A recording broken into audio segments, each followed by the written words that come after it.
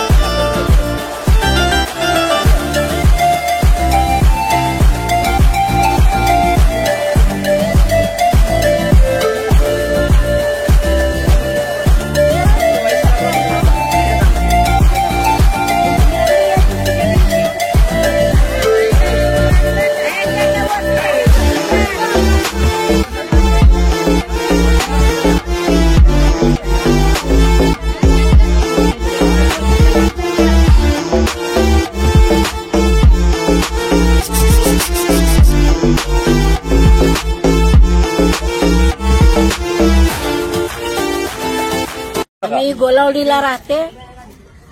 रेणुका ताईंनी आम्हाला अंगात ओढायला दिलेले, अंगात ते घ्यायला दिलेलं आम्हाला. आम्ही गोलावडीला राहते. रेणुका ताईंना आम्हाला अंगात घ्यायला दिली गारच्या थंडीच्या. धन्यवाद धन्यवाद. आम्हाला मदत केली, आम्हाला थंडी गारठ्याचे अंगावर दिलं, त्यांना आशीर्वाद आहे आमचा. नमस्कार, मी मिसेस रेणू यागावकर. खरं तर जेव्हा पाऊस खूप पडला आणि खूप झोपडपट्टी एरियामध्ये घरेलू कामगार महिलांसाठी काम करत असताना हा विषय समोर आला की बऱ्याच घरात पाणी गेलेलं आहे. आणि मग अशा घरात जर पाणी गेलेलं आणि आजार पण वाढतं आहे, वयोवृद्ध जी लोक आहेत त्यांच्यासाठी काहीतरी करायची इच्छा होती. मग त्यांना जे लागणाऱ्या गोष्टी आहेत तेच पोहोचवायची खूप मनापासून इच्छा झाली.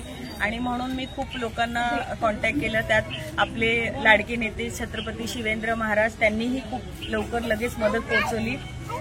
PN गाडगील आहेत किंवा चंद्रविलास हॉटेलचे मालक आहेत किंवा माझ्या खूप साऱ्या मैत्रिणी, सगळ्यांनी मदत म्हणजे मी एकटीच नाही, मी फक्त तुमच्यापर्यंत पोहोचली आहे. पण ह्या अशा गोष्टी द्यायच्या होत्या ज्या तुम्हाला आता ह्या गारठ्यात खरंच गरज आहे आणि तुमचा फक्त आशीर्वाद हवा आहे. आता मी जसं सांगितलं सगळ्याच एरियामध्ये सांगते की आता काही इलेक्शन नाहीये, वाढदिवस नाहीये, असा कुठलाही प्रचार नाहीये. फक्त तुमच्यापर्यंत जे वयोवृद्ध आहेत, आजारी लोक आहेत, ह्या थंडी गारठ्याचं काहीतरी छोटीशी मदत म्हणून आम्ही इथे आलेलो आहे. आणि प्रत्येक एरियामध्ये ज्या ज्या लोकांना आम्ही कॉन्टॅक्ट करतो, ह्या एरियामध्ये RD भोसले दादा आहेत, सगळी त्यांची टीम आहे, त्यांचे मनापासून आभार आहे की खरंच गरजूपर्यंत ह्या गोष्टी पोहोचतात. त्याचा आम्हाला खरंच एक आनंद मिळतोय. धन्यवाद. आता तर झालेलं आहे, पण प्रत्येक वेळा दिवाळीचं भोसले दादा कुणालाच विसरत नाहीत आणि प्रत्येक सणासुदाला त्या तुमच्या सगळ्यांची आठवण काढून आमच्या सगळ्यांपर्यंत पोहोचतात आणि काही ना काही मदत म्हणा किंवा खाऊ म्हणा छोटासा तुमच्यापर्यंत पोहोचवतात. तर ह्या वेळेस सुद्धा वर्षभर जे काय आम्हाला जमेल आम्ही तुम्हाला सगळ्यांपर्यंत मदत पोहोचू हे मी हे करते. धन्यवाद.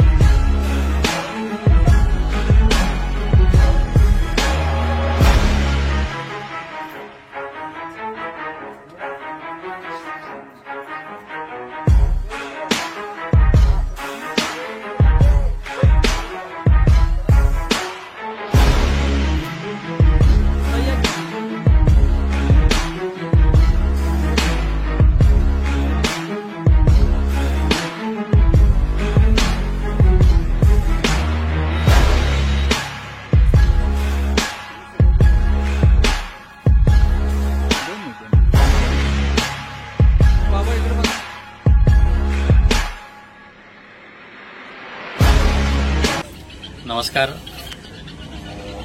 आपल्याला सांगायला आनंद होतोय की आमच्या सहकारी आणि आपल्याला सगळ्यांना माहिती आहे रेणू येळगावकर मॅडम यांनी एक चांगला उपक्रम हाती घेतलेला आहे. तो असा आहे की सध्या पावसाचं वातावरण खूप जोरदार आहे. सगळीकडे पाणी भरतंय, सगळीकडे अशी पूरस्थिती निर्माण झालेली आहे. साताऱ्यात पण असे बरेचसे भाग आहेत की जिथं थोडीशी वस्ती अशी बिकट परिस्थितीत माणसं राहत आहेत. तर अशा अनुषंगाने रेणू मॅडमनी असं एक इनिशिएटिव्ह घेतलेलं आहे की जी वृद्ध लोक आहेत त्यांना सध्या थंडीचं प्रमाण पण बरेच मोठ्या प्रमाणावर वाढतंय. तर त्या अनुषंगानं त्यांना एक मायेची ऊब देण्याचा एक प्रयत्न मॅडमनी केलेला आहे. त्या अंतर्गत त्यांना एक ब्लँकेट वाटप केलेलं आहे. तर 2 दिवस झाला हे सगळा उपक्रम चालू आहे. आम्हाला अभिमान वाटतोय की कोण मॅडम सारखी व्यक्ती अशा पद्धतीने काम करतायत आणि या सगळ्या माध्यमातून त्यांचं नाव नक्कीच चांगलं मोठं होईल आणि सगळ्या महत्वाचं म्हणजे सगळ्या लोकांचे आशीर्वाद मिळत आहेत ही फार महत्वाची गोष्ट आहे. धन्यवाद.